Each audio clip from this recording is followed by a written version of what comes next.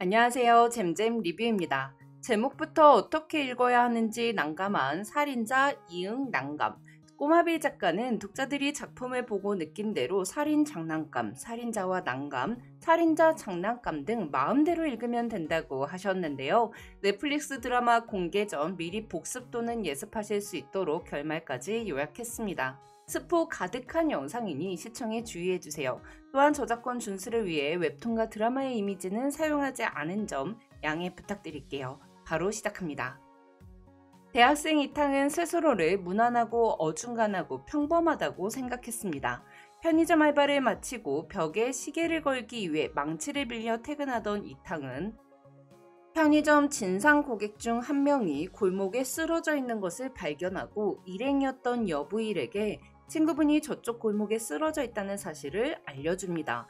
하지만 여부일은 신경 끄라며 이탕을 폭행하고 맞고만 있던 이탕은 순간 손에 들고 있던 망치로 여부일의 머리를 내리쳐 죽였습니다.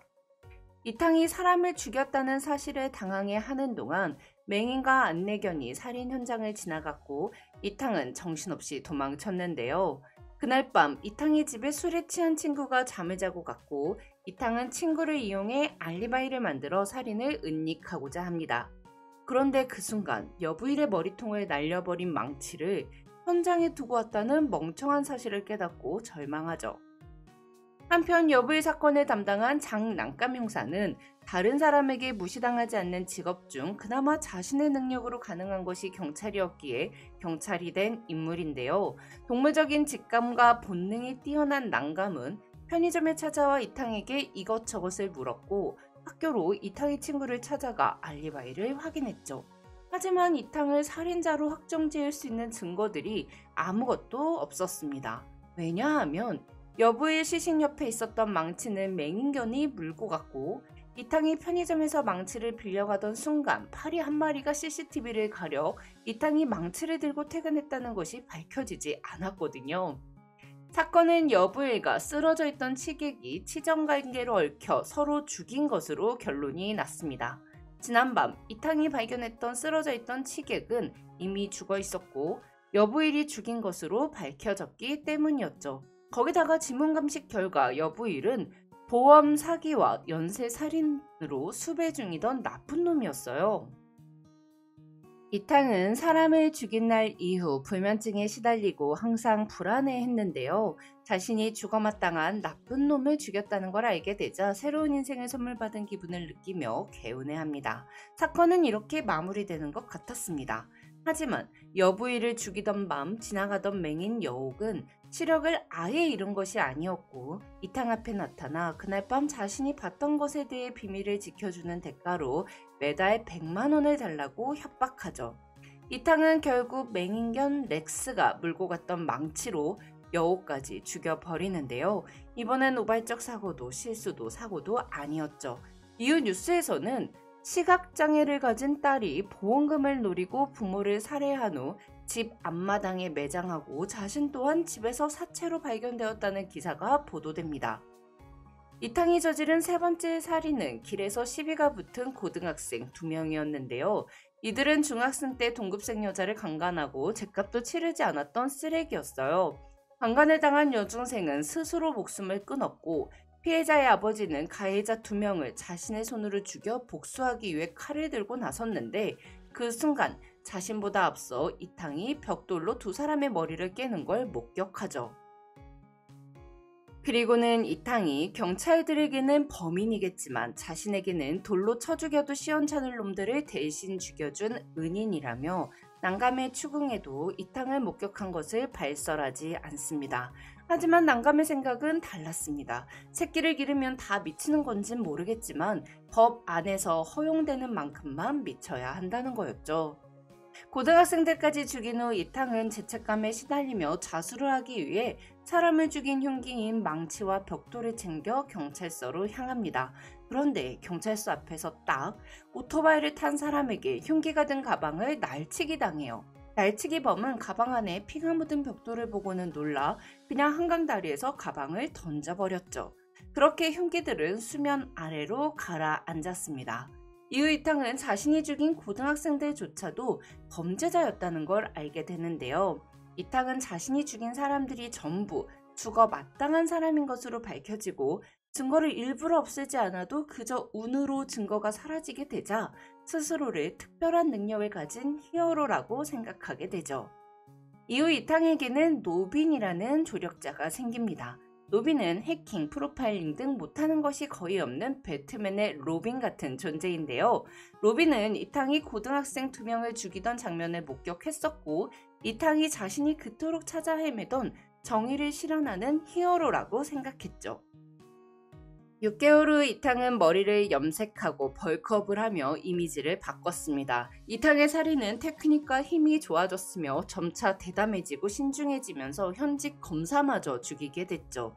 난감은 죽일 놈들을 골라 죽이고 증거가 없는 것이 유사성이자 특징인 이 사건의 범인이 이탕일 거라고 본능적인 감으로 유추합니다. 그런 말 있잖아요. 증거도 증인도 없는데 확신이 있다는. 한편 이탕은 난감의 수사망을 피해 부산으로 내려가 신분을 숨기고 마트에서 일을 하며 지내고 있었습니다. 그런데 이탕이 근무하는 마트 직원 박경아가 모텔 폭발 사고로 사망하는 사건이 발생합니다. 이탕은 박경아의 죽음으로 마트에 형사들이 몰려들자 뭔가 불길한 예감이 들어 그날 바로 트럭을 훔쳐서 대전으로 도망을 치죠. 이탕의 뒤를 쫓고 있는 건 난감 형사뿐만이 아니었는데요. 전직 경찰이자 현직 연쇄살인범인 송촌 또한 이탕의 뒤를 쫓고 있었죠. 이탕이나 송촌이나 같은 살인마이긴 한데 이탕은 그냥 감으로 죽이고 싶은 사람을 죽였는데 그게 범죄자이고 굳이 증거를 인멸하지 않아도 알아서 증거가 없어져요. 반면 송촌은 그냥 자기 눈에 거슬리면 다 죽이고 스스로 증거를 인멸하죠. 송촌은 노빈의 첫 번째 배트맨이었습니다. 괴롭힘을 당하던 학생 노빈을 교통경찰이었던 송촌이 도와줬고 노빈은 자신이 생각하는 정의를 송촌이 실현해 줄 거라 생각했지만 그는 그냥 살인마였죠. 그래서 송촌은 노빈에게 인정받아 노빈의 배트맨이 된 이탕을 쫓았던 거였는데요. 그 과정에서 송촌은 여러 명을 죽이며 장난감 형사의 표적이 됩니다. 한편 노빈은 이탕의 범죄자 소탕 기록을 적어둔 죄와 벌 책을 송촌이 뺏어가자 장난감 형사에게 도움을 요청해요. 이탕은 노빈을 만난 직후 자신의 능력을 시험해보기 위해 그저 감으로 죽이고 싶은 검사 한 명을 납치했습니다. 그리고 노빈을 통해 검사의 핸드폰을 털어본 결과 검사는 몇 달 전 아이를 유괴하고 불에 태워 죽인 사건의 범인이었죠. 노빈은 난감에게 지검사 살해 사건의 전말과 이탕이 갖고 있는 능력을 설명하며 이탕을 지켜달라고 부탁합니다. 이후 장난감과 송촌, 이탕, 노빈은 난감의 아버지가 입원해 있는 요양원에서 만나게 되는데요. 송촌과 난감은 과거 악연으로 엮인 관계였습니다. 형사였던 난감의 아버지는 동료 경찰인 송촌이 부정을 저지르자 송촌을 설득하다가 몸싸움 끝에 식물인간이 되었어요. 이게 난감이 알고 있는 진실이었죠.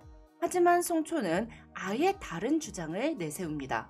난감의 아버지가 압수된 마약을 빼돌리다가 그 사실을 들키자 구내식당에서 일하던 연변 사람인 황씨 아줌마에게 죄를 뒤집어 씌웠고 그 사실까지 송촌이 알게 되어 몸싸움이 일어나게 된 거라고 말이죠. 썩은 경찰이 송촌인지 난감의 아버지였는지 뭐가 진실이었는지는 모른 채 노빈은 송촌의 총에 죽게 되었고 송촌은 난감의 총에 죽게 되었습니다. 한편 이탕은 3번의 살인 이후 지난 1년간 자신이 범죄자를 찾아서 죽이는 것이 사명일지도 모른다는 생각에 흥분되어 있었습니다. 하지만 내가 옳다고 생각한 이 일들이 내가 믿은 정의가 다른 이들에게 불이라면 난 착한 놈인지 나쁜 놈인지 의문을 갖게 되었기에 난감에게 자신이 마지막으로 처단할 사람은 나라며 자신을 죽여달라고 부탁합니다. 하지만 난감은 총알이 없다며 이탕을 살려주는데요. 난감은 이탕에게 난 널 믿거나 하진 않지만 부정도 못하겠으니 자수를 하든 도망을 가든 가서 네 하고 싶은 대로 하고 살라며 이탕을 놓아주죠. 그리고 이탕은 생전 노빈이 부탁했던 대로 눈물을 흘리며 노빈의 시체에 불을 붙입니다. 노빈은 자신이 동경하고 절대 정의라고 믿었던 이탕이 계속 살아남아 활동을 해주었으면 했기에 미리 이빨을 모두 빼서 치과 치료 기록으로 신원 확인을 할 수 없도록 만들어놨었어요.